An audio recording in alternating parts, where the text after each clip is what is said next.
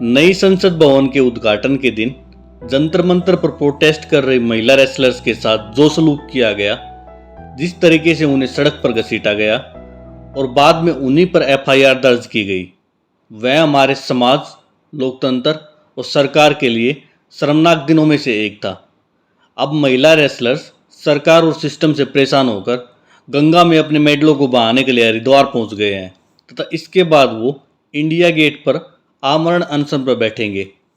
इससे ज़्यादा शर्मनाक हमारे लोकतंत्र के लिए क्या हो सकता है कि एक तरफ नई संसद भवन का उद्घाटन हो रहा था और दूसरी तरफ अपने लिए न्याय मांग रही बेटियों के साथ जानवरों जैसा सलूक किया गया और उन पर एफआईआर दर्ज की गई।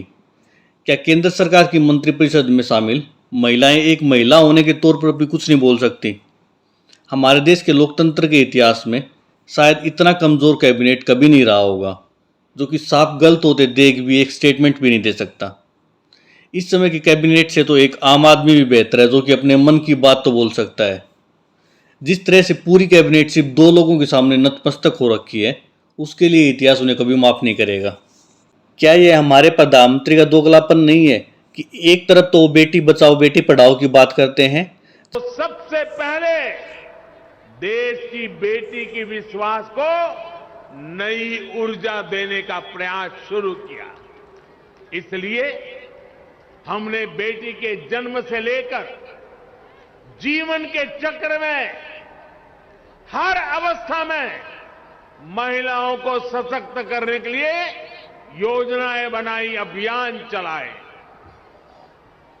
साथियों, बेटियां कोख में ही ना मरी जाएं, वो जन्म लें, इसके लिए हमने बेटी बचाओ बेटी पढ़ाओ अभियान। जबकि दूसरी तरफ उन्हीं के आदेश पर देश की बेटियों, जिन्होंने दुनिया भर में देश का नाम रोशन किया, को देश की राजधानी में सड़कों पर घसीटा जाता है। क्या यह प्रधानमंत्री का दोगलापन नहीं है कि एक तरफ तो विनेश फोगाट को अपने परिवार से बताते हैं, विनेश ये तो मेरे परिवार की है जबकि दूसरी तरफ उसी विनेश फोगाट का यौन शोषण करने वाले व्यक्ति को नई संसद भवन के उद्घाटन समारोह में बुलाया जाता है। जिस तरह से नई संसद भवन के उद्घाटन समारोह में सफ़ेद कपड़ों में ब्रजभूषण फोटोशूट करवा रहे थे, क्या वो पूरे देश की महिलाओं का अपमान नहीं है? लेकिन जब हमारा प्रधानमंत्री ही बिल्कुल खुले में झूठ बोलता हो और उसका दोगला चरित्र हो, तो ऐसे में सरकार से क्या उम्मीद की जा सकती है?